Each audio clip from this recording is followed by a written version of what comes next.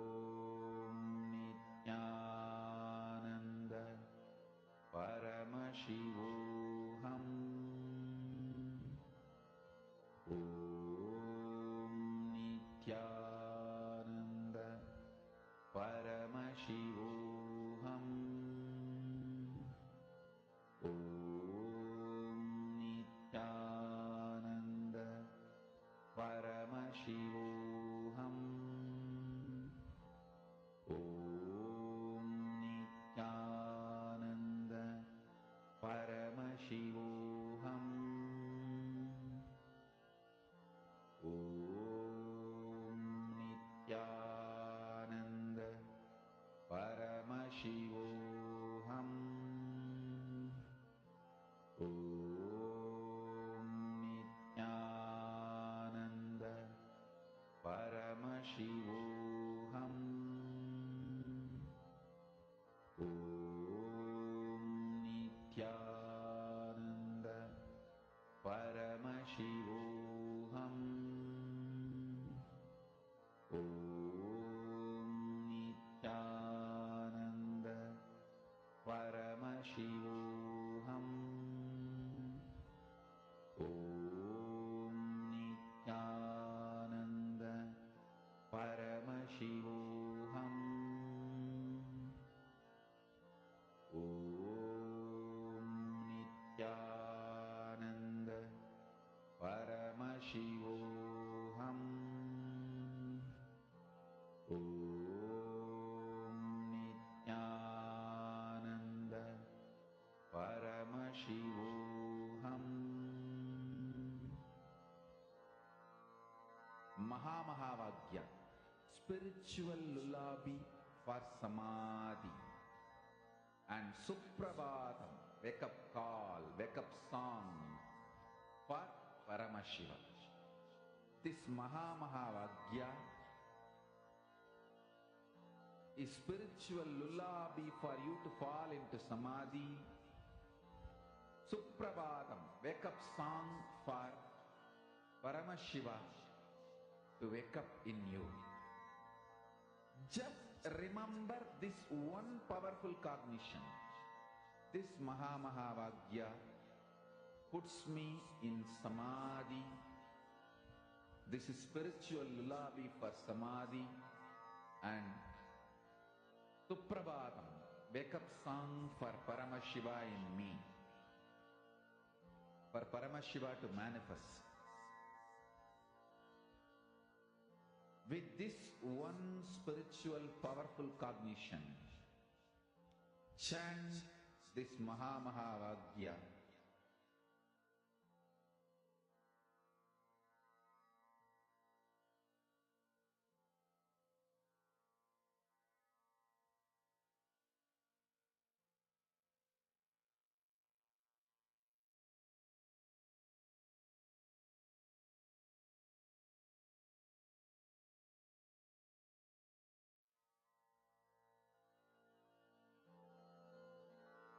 Mahamahavagya, spiritual lullaby for samadhi. And Suprabhatam, wake up call, wake up song for Paramashiva. For Paramashiva to manifest. With this one spiritual powerful cognition, chant this Mahamahavagya. Om Nithyananda Paramashivoham. Om Nithyananda Paramashivoham. Om Nithyananda Paramashivoham. Om Nithyananda Paramashivoham. Om Nithyananda Paramashivoham. Om Nithyananda Paramashivoham.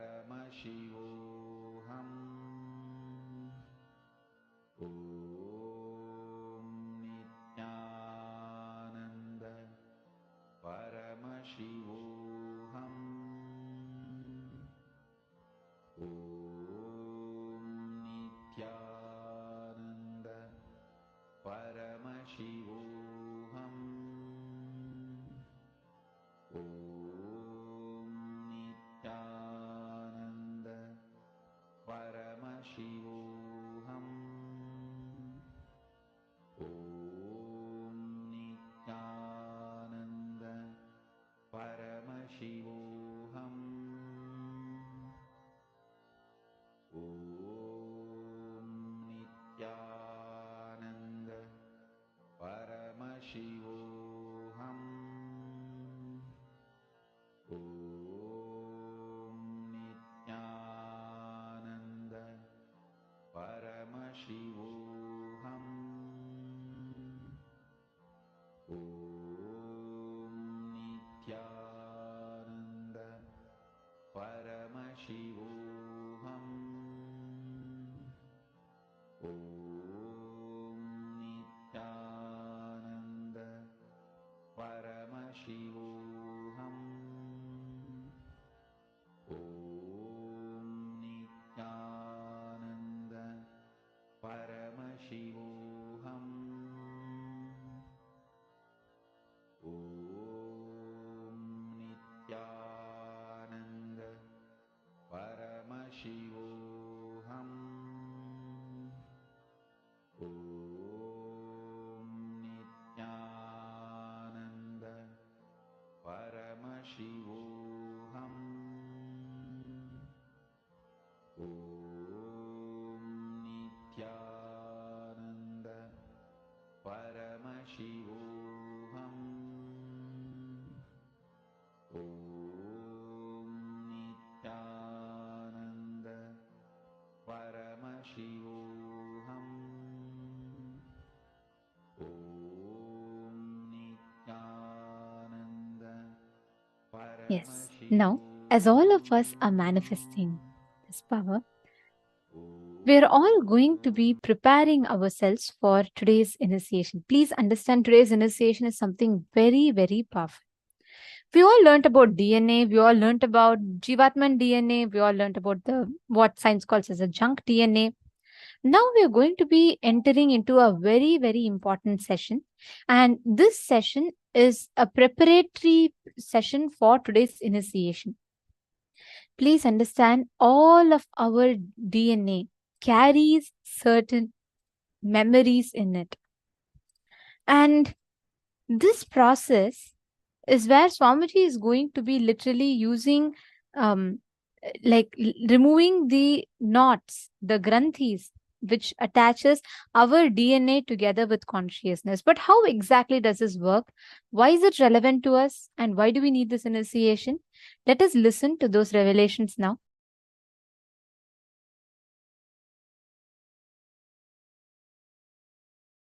I was expanding on the science of making the best, highest superconscious mutation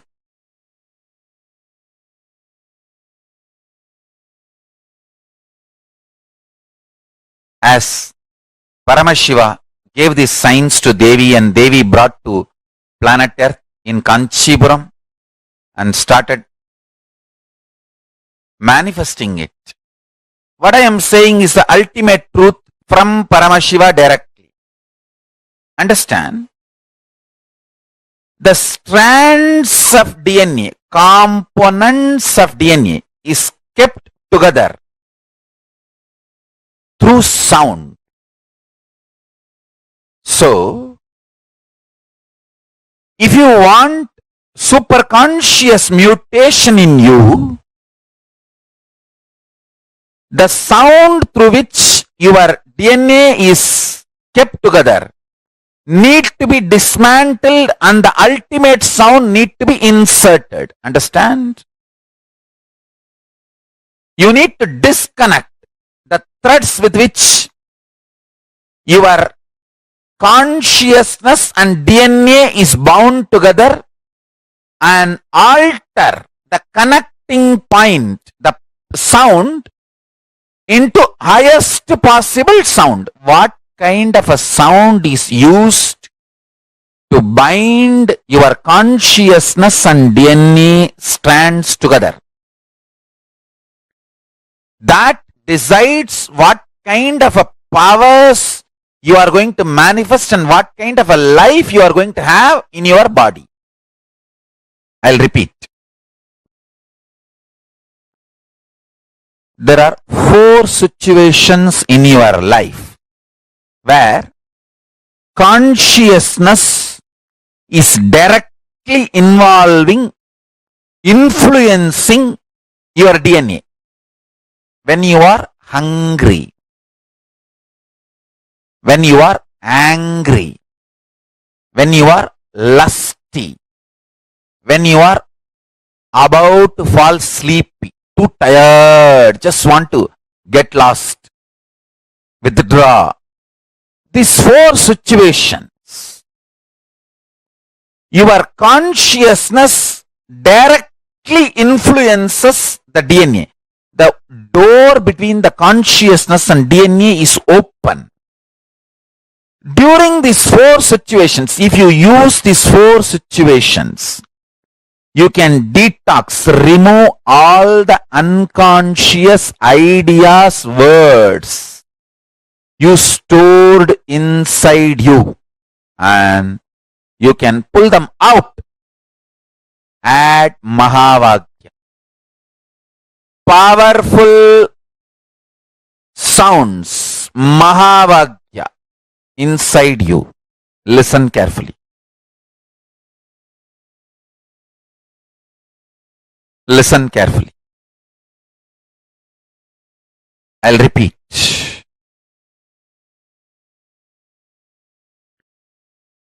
Your DNA strands are connected through water, hydrophobic material. DNA strands and the consciousness is connected through sound, sounds with which they are connected matters. The good news is you can reprogram, replace the old sounds through which your consciousness and DNA strands are tied together, connected together. The great news is you can use these 4 opportunities to do it easily. I'll give you the precise conclusion. Whenever you feel hungry,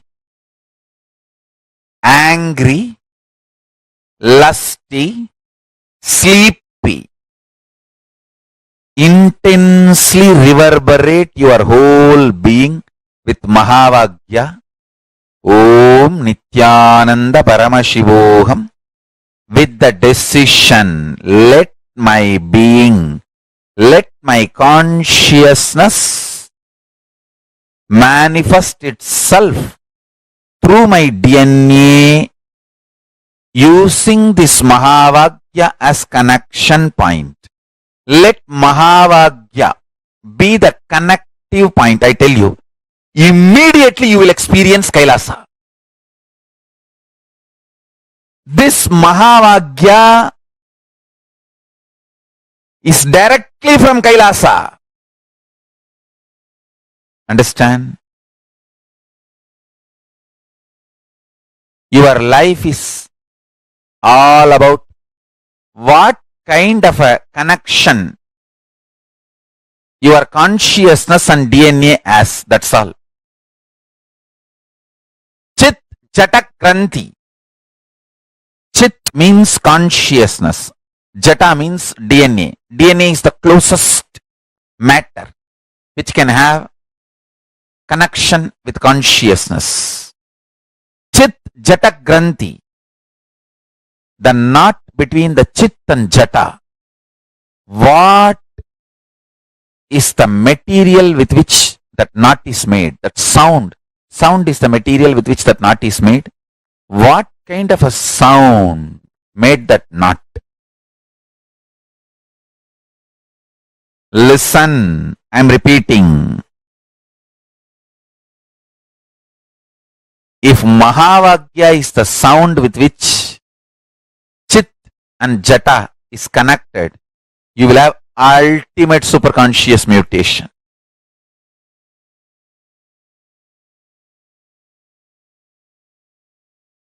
Ultimate superconscious mutation.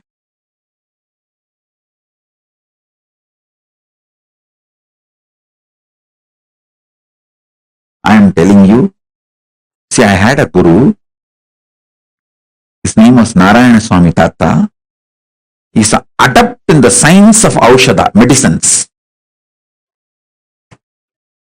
He will collect herbs from the ground which was never walked by human beings. மனித கால்படாத இடத்திலிருந்து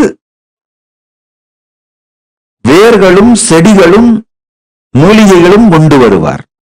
Let me repeat. The place where human beings never walked, from that kind of places he will bring herbs, roots. How you know? He had a trained dog and a goat. The dog will take the goat and go. Goat will identify the herb. Dog will just pick it up and bring it. I have seen this happening. I am not telling you stories. He lived just few years, maybe 30 years before. And still his son, grandsons are, his family is still living in Tiruvannamalai. You can go and talk to them. You will find what I said is true. His name is Narayana Swami Tata. Still the home he lived is there, and all the things he used is there. Maybe the dog may not be alive because you can see his photograph. But surely the family knows whatever I am saying and you can talk to them. I had this kind of masters who are adepts. He told me once, when he was making the Aushadha,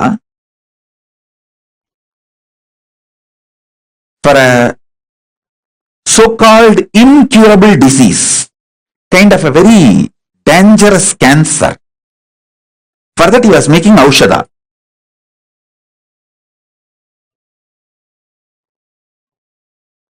He collected too many things from too many sources and finally made the Aushadha. He called that disciple,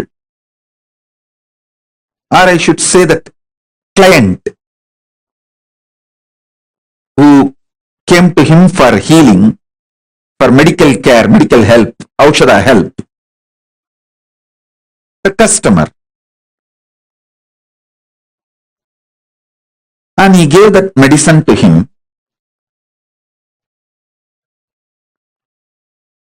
Asked him, eat this medicine every day, once a day, for next 42 days. He prepared that medicine with a lot of difficulty. Third day, that guy came back saying that somebody in the home unknowingly threw that whole packet into the river. Without knowing that it is a medicine,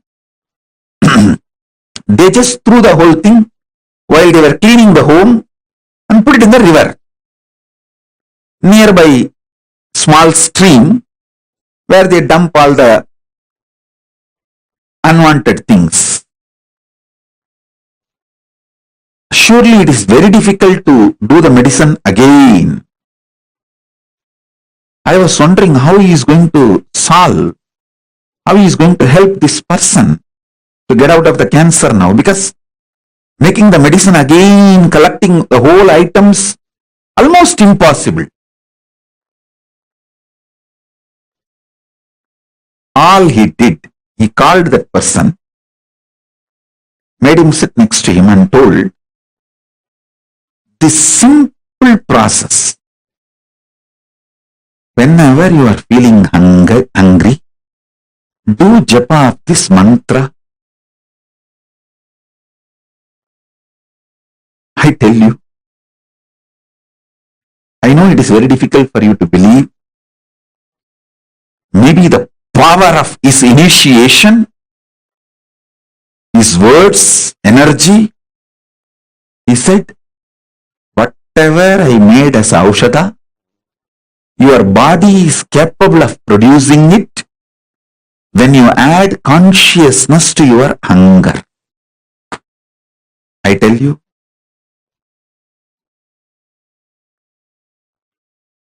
surely it is the power of his initiation, because I saw he was having his hand on the shoulder of that person while he uttered these words. So that words have gone into his body like a powerful energy shock. Now literally I am having my hands on all your shoulders and giving you this initiation.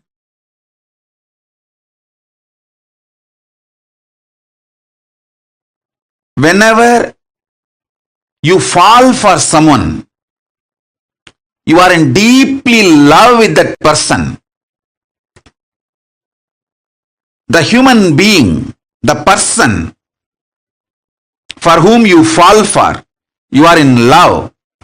That person takes you for granted. You feel the other person for whom you have fallen is not loving you so much as you feel for him or her. Listen. Whenever you fall for someone, you always feel the other person for whom you have fallen, that person takes you for granted and that person does not love you, have feelings to the same level you have. Sometimes this is the way you feel, sometimes this is truth also. With ordinary human beings, this is the way love is acted, reacted, given, received, reciprocated. This is the way the love flows with ordinary human beings. With the divine, with Paramashiva, the logic of love is totally different. Listen. When you love me, when you fall for me, first thing, I raise you. Second, I shower life energy in you. When I shower life energy in you, your consciousness is the most superior asset, wealth, property for you and for the world.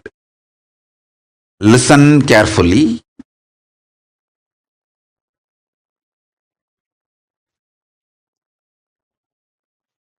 I'll tell you one small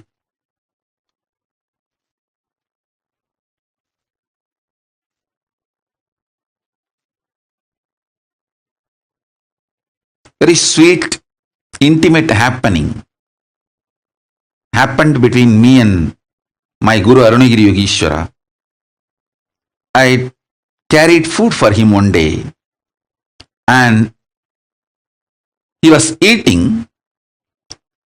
Few food parts fell from his mouth with his saliva by mistake when he was eating with the hand. I just took that. He thought I am cleaning it up and I may throw it away, but I did not throw it away. I just put it in my mouth. Prasada. the Guru Uchishtam, Guru Prasada. He smiled at me. I still remember. He said, now this body, showing my body, has also become precious asset for the world. It will do a lot of good. In Hindu tradition, the Guru Uchishta, the food partaken by the Guru Prasada, is sacred, very sacred. Guru Padodaka means the water with which Guru's feet is washed.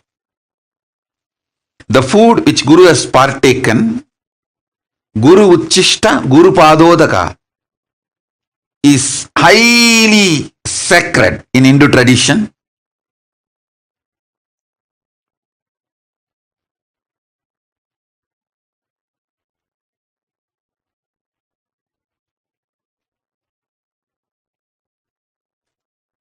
He said, just that little Uchishta which I took, the power of that, he said that his very biomemory, bioenergy is passed on, and that will start flowering in this body now. This body also is a precious asset for the world because of what it is manifesting. Listen sincerely, intensely. When he loved me, he made me sacred.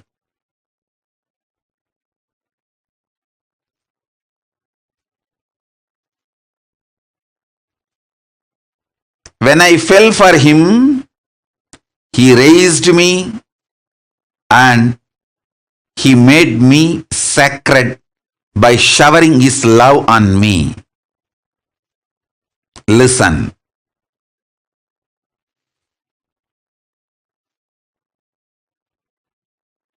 All of you, my disciples, followers,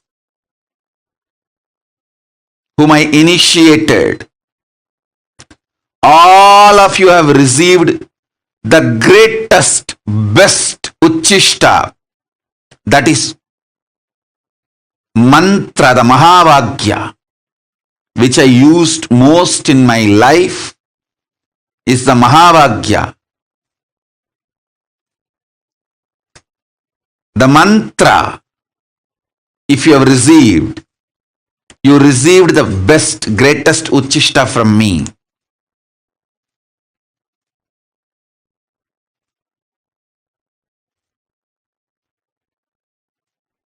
You are now sacred. Your consciousness is needed for this world. Each of you meditating, living Veda Agamic lifestyle, living enlightenment not only helps you, it helps the world to sail through this pandemic, this pralaya.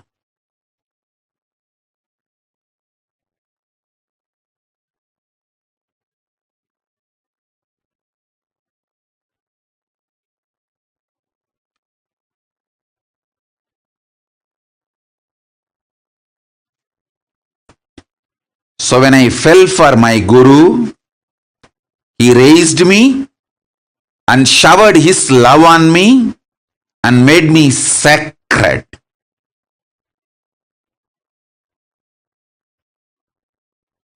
He did not take me for granted. Same way, I want to tell each one of you,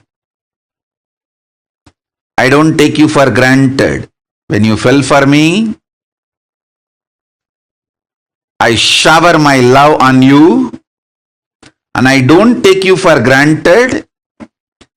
I make you sacred. Understand? Sometimes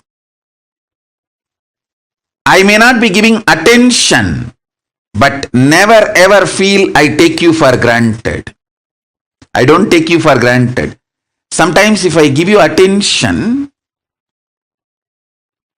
you become more conscious and spiritually awakened. Then I shower you with my attention.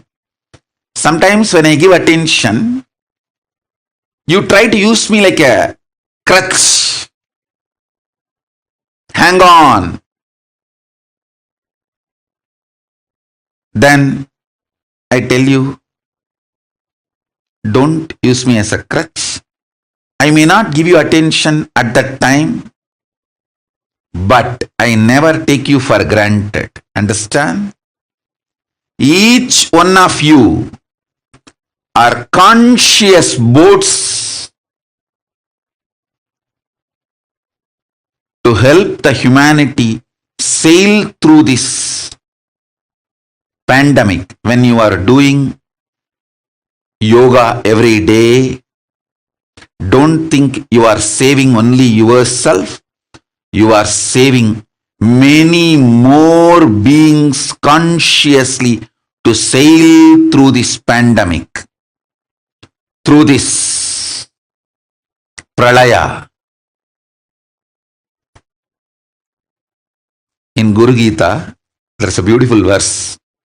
Guru padodakam panam, gururuchishta bhojanam, gurumurti sadadhyanam, gurumna sada japaha. Gurur namna sada japaha. One should drink the Guru's feet washed water and eat the remnants of the Guru's food plate. One should always chant the name of the Guru and always meditate on the Guru's form. Guru padodakam panam, gururuchishta bhojanam, gurumurti sadadhyanam, gurur namna sada japaha. What a life. If someone gets this four, they got much more than mukti. If someone gets this four in their life, every day especially, they got much more than mukti.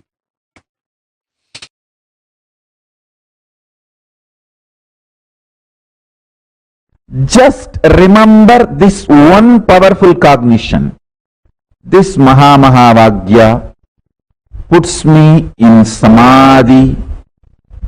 This is spiritual lullaby for Samadhi and Suprabhatam, wake up song for Paramashiva in me.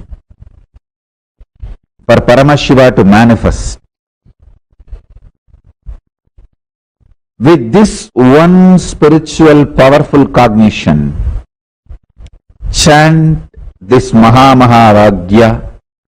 Om Nithyananda Paramashivoham. Om Nithyananda Paramashivoham. Om Nithyananda Paramashivoham. Om Nithyananda Paramashivoham. Om Nithyananda Paramashivoham.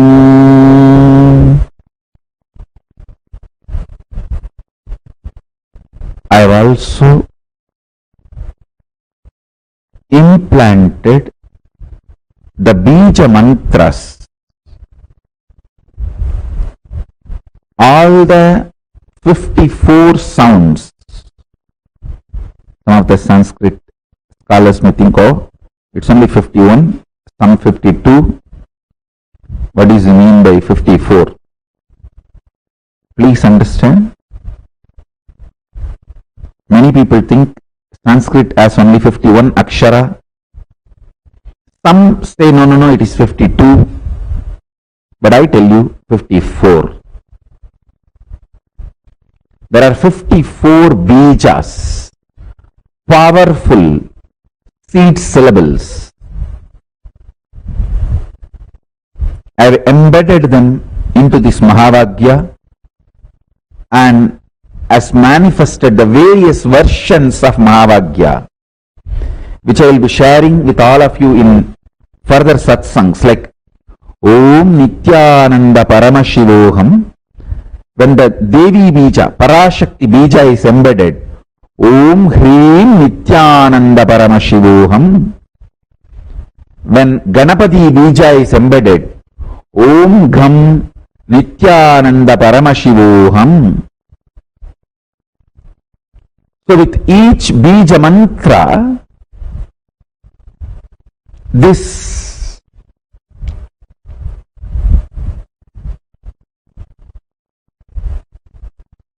Mahavagya can manifest various different powers intensely, immediately,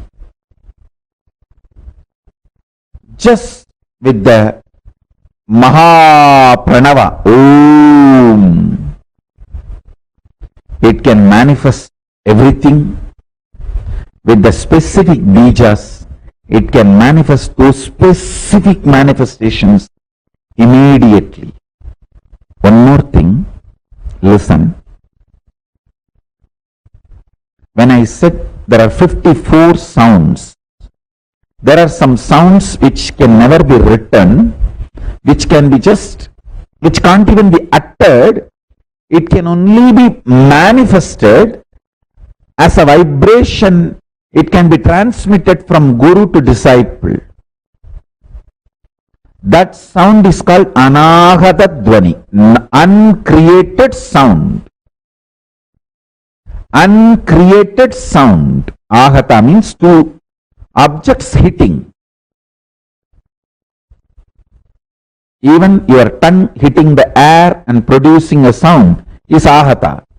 Anahata means the sound which is produced by not anything hitting anything or uncreated, just pure manifestation from existence.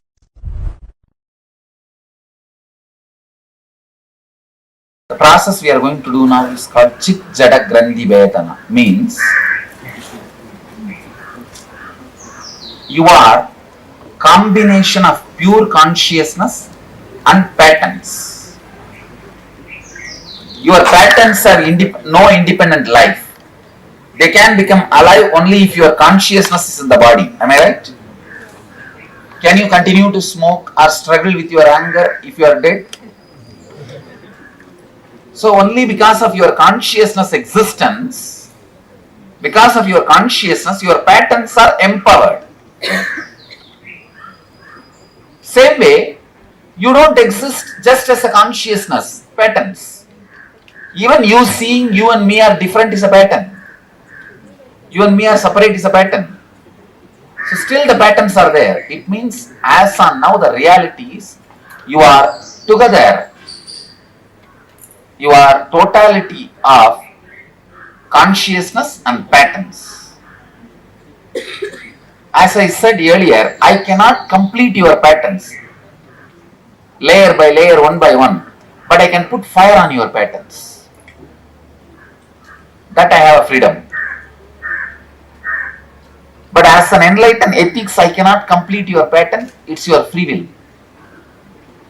But I can put the fire on the whole thing. Means I can use my presence to create a distance between you and your patterns. Chit Jada Grandhi Vedana means cutting the knot which connects your consciousness and pattern.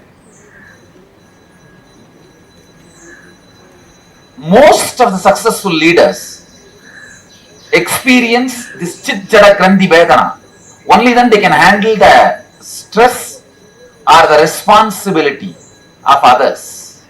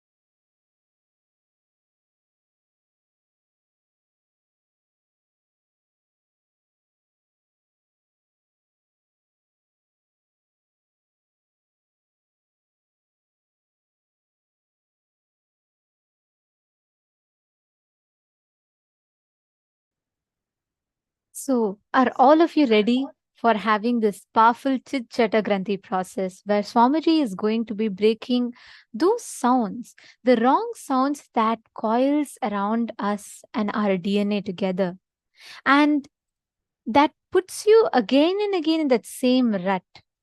Today's process, where the Chit Jata Granthi process, like Swamiji said, the closest matter to the consciousness is DNA.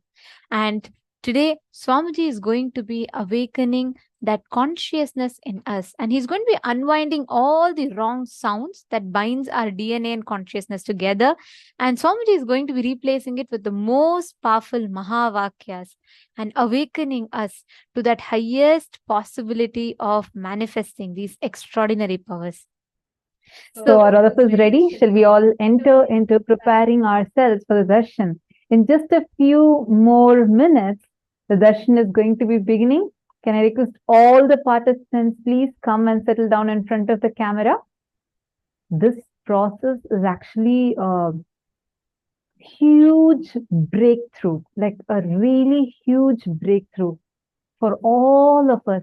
Especially imagine and see just this genetic, like the one cognition we all carry, like genetics, the DNA that we have is all what is, coming by birth. Nothing can be done about it.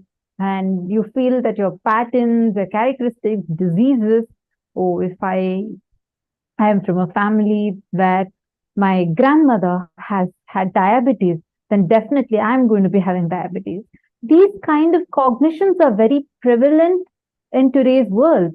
We all believe very strongly. But just this one process can break all those granthis, break all those knots in the most subtlest level. We all know the subtlest level to be probably the DNA level in our existence, but Swamiji goes even deeper than that, where he says the connection between your DNA and your consciousness, that very connection, Swamiji is going to be reprogramming today. How do you all feel being here on this day?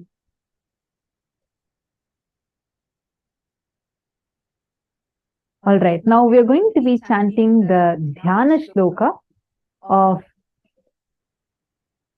Bhagavan Sadanritta Murti. Today, all of us are going to be receiving the Bhava Samadhi Darshan of Sadanritta Murti, that very form of Paramashiva which blesses, graces the whole world. Like we all learned, the Ananda Tandava of Paramashiva.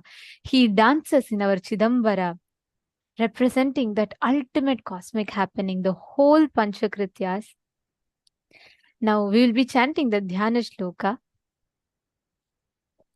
ध्यायेत् कोटिरविप्रभं त्रिनयनं सीतांशु गङ्गाधरम् दक्षाङ्घ्रिस्थितवामकुञ्चितपदं शार्दूलचर्माम्बरम् वह्निडोलकराभयं डमरुकं वामे शिवां श्यामलाम् कल्हारं जपसुकृक्षं कटिकरां देवी सभेशं भजे. I meditate on him whose brilliance is as crores of suns, who has 3 eyes, who has Ganga in his locks, who has his right leg situated and left leg bent, wearing the leopard skin as his cloth, holding fire, having the Abhaya Mudra and Damaru in his hands. On his left he has Devi, Parashakti, Shyamala, she who is dark complexioned, who is holding lotus in one of her hands and another hand near her hip. I revere that Lord of Sabha, Sabhesha, Nataraja, and Devi. The next is the Dhyana Shloka of Sandhya Nrittamurti.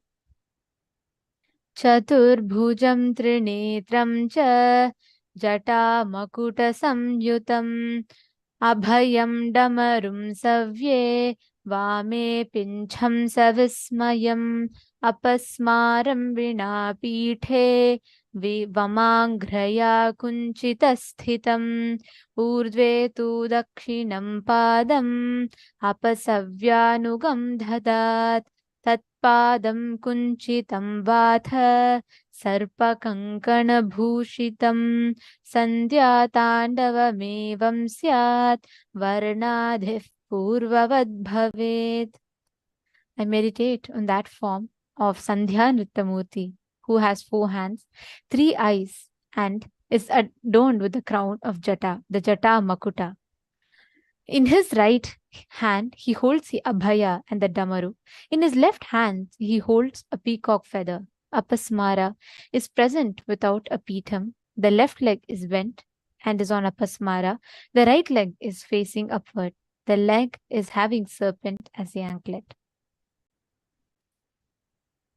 These forms of Paramashiva, these forms, Sadhanritamurti, Sandhyanritamurti, are the most powerful forms, like we've been learning since morning. Each of them represent one of the highest cosmic truths. And today, especially with this powerful Chit-Chata Granthi process, we're all literally going to be awakening our DNA.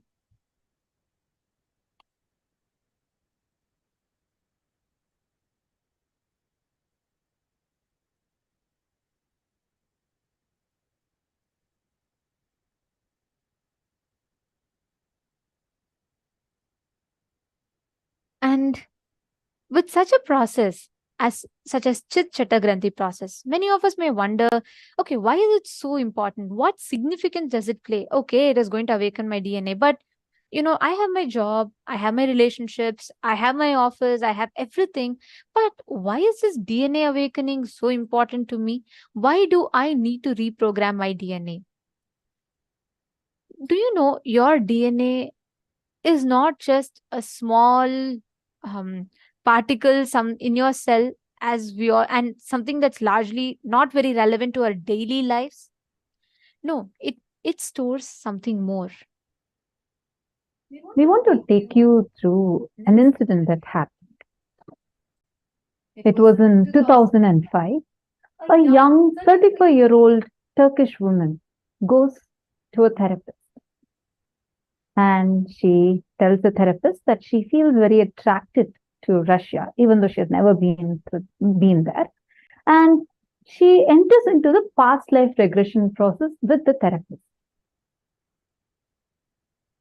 And during the regression process, they identify and they get to know that in her previous birth, she was living in Russia. She sent her DNA samples for getting it studied in a scientific laboratory. She sends it to study the origin of her DNA sample. Shockingly, they discover that the current DNA of hers, even though she was born and brought up only in Turkey and has never been to Russia, showed that her DNA originated in Russia. Everyone was shocked, especially the scientific community, because this opened up something far more than what someone could comprehend at that time, especially the scientists could comprehend as what was this DNA all about. Is DNA just a coding, like a software that you have where it takes the characteristics from your parents and gives it to you, or is it much more? This gave a huge breakthrough revelation for them that our DNA was much, much more than what we believe. It was not just storing few characteristics or traits from your family alone, but it also inherited some of the characteristics from your past life. And this opened up, studies like these opened up a new page in our history of science, in our book of science. And this project was conducted by a very reputed National Geographic channel, and this project was called as Genographic. And this was a big study. This was conducted with hundreds and thousands of people participating in it. And you should know that so many hundreds and thousands of people similar to this woman, many of them could trace back their ancestry, means they could trace back even their past birth connections using their present DNA.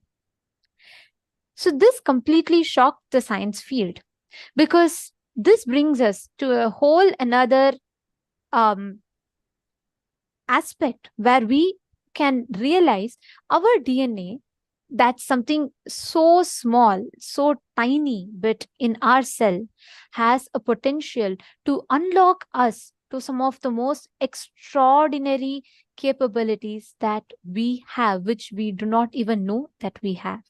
And that what we are going to be experiencing today during the Chit Jata Granthi Vedana process is where literally your very DNA and the connection that your DNA has with your very consciousness is going to be reprogrammed. That is what we are going to be experiencing today during the initiation. Our DNA is very, very, very complicated. Actually, scientists have only been able to discover very small portion of this. Science has not even tapped into its fullest potential.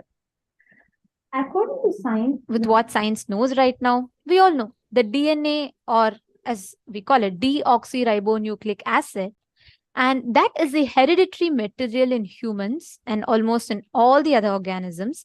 Nearly every cell in a person's body has the same DNA.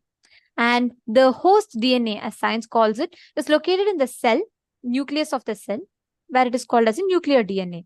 And here, the science has discovered one part of the DNA which is responsible, we call it as the genome, right? Which is responsible, the genes, which is responsible for the way we appear, maybe the way you talk, your characteristics, like your ancestry traits, like your, maybe you carry the same characteristics as that of your grandfather or their grandfathers, and so on. So this is one aspect that the science has tapped into. But a huge chunk of the DNA, the second part of the DNA, a large component of the DNA, science is yet to tap into it and calls it the junk DNA. which is what Swamiji calls as the jivatman DNA, or the DNA of the cell. Understand, almost 90% of your entire possibility, potential, powers, everything is stored there. The jivatman DNA holds the blueprint for the highest conscious manifestation of you. And it can be reprogrammed. That's the best news you have. See, when anyone takes birth, anyone has one strand awaken. We have totally 12 strands in our DNA. Today, whole day we've been learning. Swamiji revealed in depth about how our DNA exists, how many strands we have, what happens when each strand of our DNA is awakened. Every single bit we learned. Now, Swamiji is going to make us all experientially understand what happens to us when these other strands of the DNA get awakened, which is only possible through the initiation from the avatar. Relevant. Why should we attend this process? Why should we awaken these components in us? Why should we awaken the second part of the DNA? See, as science calls it, it is not just junk DNA. Swamiji revealed a very, very important truth. This jivatman DNA consists of a large amount of information, untapped resources, which when human beings can access, will literally enable us to the highest, to be able to tap the highest conscious possibilities or aspects of ourselves. And that is why even science, even though they call it the junk DNA technically, but there's a whole group of scientific researchers, scientific community that is actively working on trying to understand what it is. Because even the science field believes that there's a huge